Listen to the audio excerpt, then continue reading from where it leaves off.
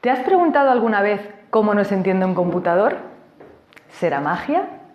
No, nada de eso.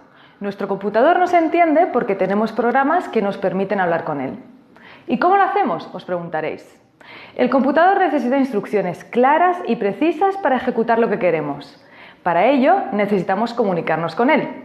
Y esto lo hacemos gracias a los lenguajes de programación. Pero para entender esto un poco más, veamos cómo nos lo comunicamos nosotros, los humanos. Los humanos nos comunicamos gracias al lenguaje, es decir, un conjunto de símbolos y sonidos que tienen un significado para nosotros. Esto es lo que se denomina la sintaxis y la semántica. El conjunto de símbolos que forman nuestro lenguaje es la sintaxis y el significado de estos es la semántica. Por ejemplo, si yo me fuera a China, debería poder conocer los símbolos y su significado, y si no, no podrían entenderme. Pero veamos exactamente cuáles son los elementos que conforman este proceso de comunicación entre humanos. En el proceso de comunicación intervienen varios elementos. Tenemos, por ejemplo, un emisor, que es quien transmitirá cierta información. Esta información se denomina mensaje. El mensaje lo recibe el receptor. Si el mensaje está codificado en un lenguaje que el receptor entienda, el mensaje se recibirá. Es fácil ver esto cuando hablan dos personas. Yo hablo contigo y tú, si sabes español, me entiendes. Pero ¿qué pasa cuando ponemos como receptor a un computador?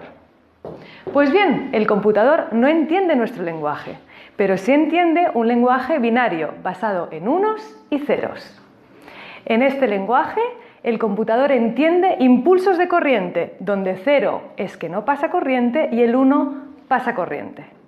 Sería como encender y apagar una lámpara.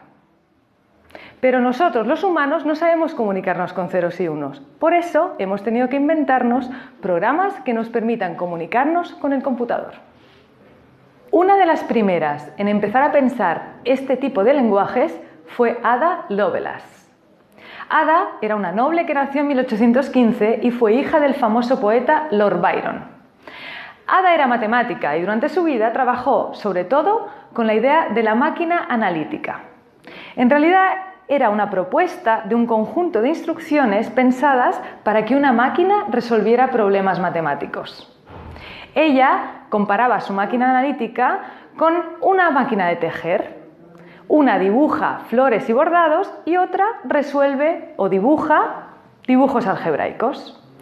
Ada se considera una de las primeras programadoras de la historia y a partir de sus ideas se establecieron los primeros principios de los lenguajes de programación. Pero lo que consiguió Ada fue un principio de una gran variedad de lenguajes.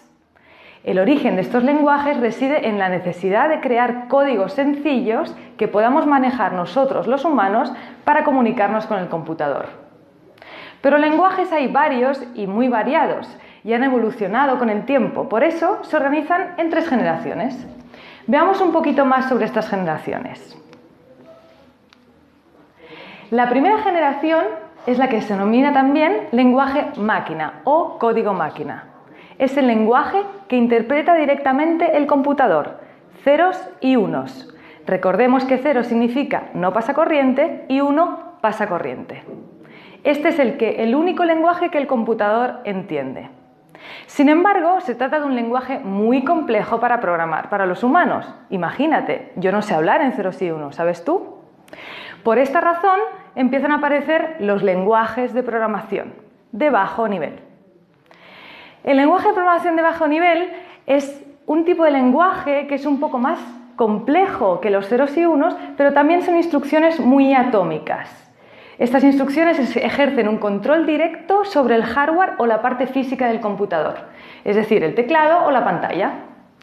Uno de los ejemplos más clásicos de este tipo de lenguajes es el ensamblador.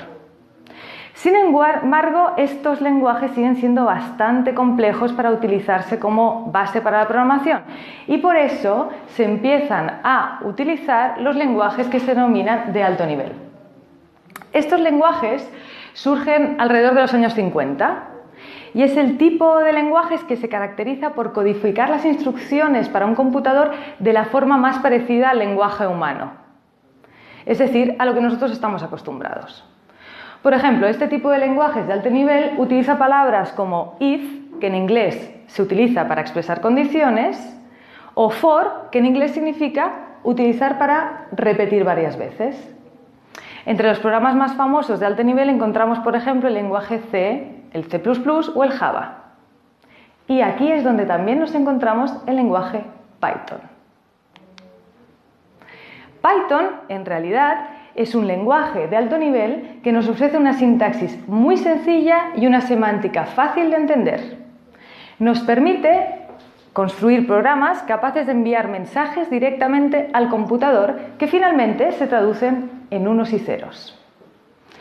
La buena noticia es que todo el lenguaje de programación sigue una estructura muy similar, con una sintaxis y una semántica parecida a Python. Y por tanto, aunque aquí conocerás Python en profundidad, esto te servirá no solo para aprender Python, sino otros muchos lenguajes de programación. Serás mucho más rápido.